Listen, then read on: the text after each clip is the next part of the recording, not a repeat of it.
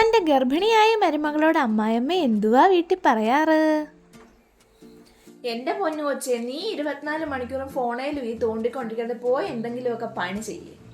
അങ്ങനെ പറയുമ്പോൾ നീ ചോദിക്കും, ഞാൻ രാവിലെ ചോറും കറിയൊക്കെ വെച്ചില്ലേന്ന്. അങ്ങനല്ല, മിക്സിക്കകത്തിട്ട് അരച്ച് വെക്കുന്നതിന് പകരം അരകല്ലേലിട്ട് അരച്ച് എന്തെങ്കിലുമൊക്കെ ഉണ്ടാക്കണം. എന്നാലേ അങ്ങോട്ട് ചെന്നിട്ട് സുഖപ്രസവം നടക്കണമെന്ന് പറഞ്ഞാൽ നടക്കുള്ളൂ.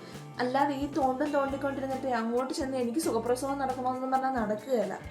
പോയി കുഴിഞ്ഞോ എല്ലാം മിറ്റോ അടിക്കുവോ 2 പാത്രം തേച്ച് മെഴുക്കുവോ ഒക്കെ ചെയ്യണം. അല്ലാണ്ട് ഇവിടെ വന്നിരുന്ന് 24 മണിക്കൂർ സോഫയിൽ കയറിയിരുന്ന് ഇങ്ങനെ കുത്തിക്കൊണ്ടിരുന്ന കാര്യം നടക്കുകയില്ല. ആശുപത്രിയിൽ പോകാൻ ഇനി എത്ര ദിവസം ഉണ്ടെന്നാ?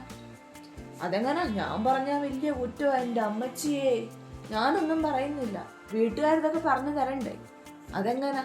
അവർക്കൊട്ട് നേരം വേണ്ടേ? എൻ്റെ അമ്മോ, എന്നാലും ഇനി അവളുടെ വീട്ടുകാർ വിളിച്ചാലോ? ഓ, പ്രത്യേകിച്ചൊന്നുമില്ലമ്മ, സുഖമായിട്ടിരിക്കുന്നു. ഞാൻ അമ്മയുടെ കൊടുക്കാം. ഇതാ അമ്മ.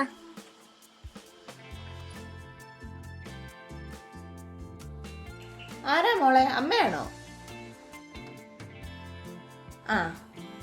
ആ ചേച്ചി പറ, എന്നാ ഉണ്ട് വിശേഷമൊക്കെ? ഓ, ഒന്നുമില്ലെന്നേ, ചുമ്മാ ഇങ്ങനെ ഇരിക്കുക. ചോറും കറിയൊക്കെ ഞാൻ നേരത്തെ വെച്ചു. കാരണം പെണ്ണിനും എന്തെങ്കിലും നേരത്തെ കഴിക്കണ്ടേ, അവക്കും വയ്യല്ലോ എന്ന്. ഞാൻ എൻ്റെ സ്വന്തം മോളെ പോലെയാണ് നോക്കുന്നത് ചേച്ചി. ഒന്നും കൊണ്ടും പേടിക്കണ്ട. എന്തിനെങ്കിലും ഒരു കുറവുണ്ടെന്ന് കൊച്ചു ഇതുവരെ പറഞ്ഞിട്ടുണ്ടോ? വേണ്ട, ഫ്രൂട്ട്സൊക്കെ ആവശ്യത്തിന് ഞാനിവിടെ മേടിച്ച് വെച്ചിട്ടുണ്ട്. സമയത്തിന് ഞാൻ ഫുഡ് ഉണ്ടാക്കി വെക്കും. കൊച്ചിനോട് ഞാൻ പറയും, ഒന്നും ചെയ്യണ്ട, ഫ്രൂട്ട്സൊക്കെ കഴിച്ച് സമാധാനത്തോടെ ഇരിക്കും.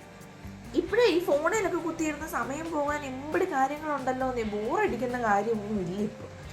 ഇഷ്ടംപോലെ ഫോണിൽ അതായിട്ടും ഇതായിട്ടും റീൽസായിട്ടും എല്ലാം കണ്ടിരുന്ന സമയം പോകാനുണ്ടല്ലോ.